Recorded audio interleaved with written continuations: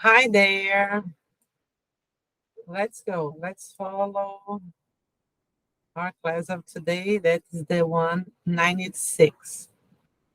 So let's read.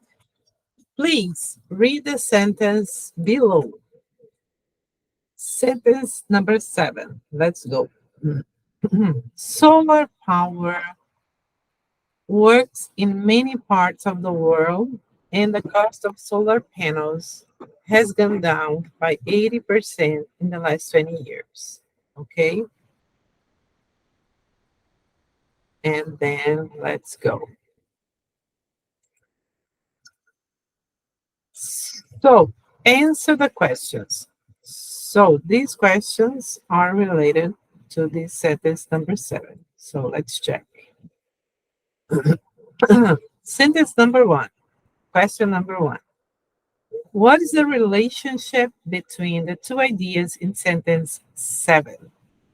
So, let's come back to check the sentence 7 to check the relationship. You can stop the video right now and think and try to find out the relationship, right? So stop the video, think, and let's see.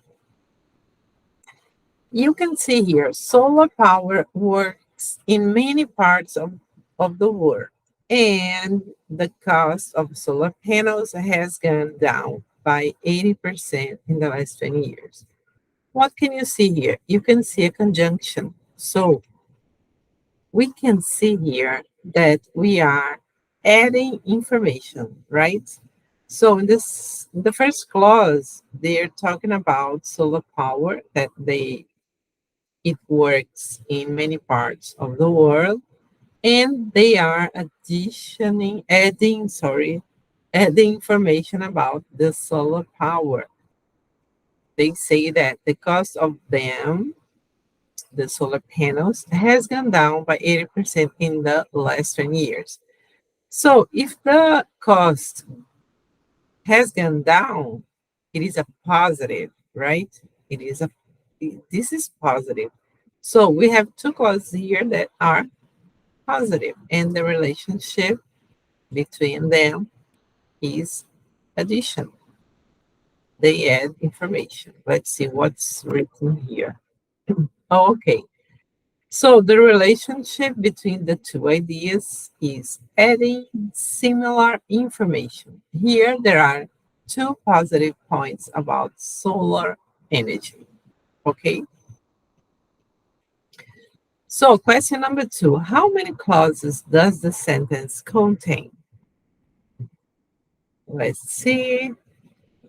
First of all, stop the video and think. How many clauses? We have a sentence here, right? And then I'm going to give you the answer. We have two clauses. The first one is solar power works in many parts of the world. And the second one, and the cost of solar panels has gone down by 80% in the last 20 years. So two clauses, right? Yes, two clauses. Number 3. In the question number 3, they are asking us to circle the subjects and underline the verbs in both clauses of the sentence. So let's check. The sentence is here, right? Number 7, it is here. So let's see. First clause, solar power works in many parts of the world. So we saw that the verb here is works, right? It's an action. So what comes before the verb is the subject. So solar power is the first one, right? The second one, we have seen that has gone down is the verb to have gone down, has gone down. And the subject, they are talking about the cost of solar panels, right? So this is the subject. Let's see. Subject, solar power and cost. Verbs, works, and has gone down. All right. You can study more. Maybe you can Google about subject and verbs if you are not sure about them. But generally, what comes before the verb is the subject of the clause of the sentence, right? And then you have the rest of the sentence. You have the verb and complements. So, number four, question number four is still related to the sentence number 7. Do we use a comma to separate the clauses? Let's see the clauses. Let's see the sentence number 7. Here you have the sentence. So, do you use a comma between them? Yes, we have a comma here. Did you realize it? See, solar power works in many parts of the word common because you have another clause. And the cost of solar panels has gone down by 80% in the last 20 years. This is the second clause of this sentence.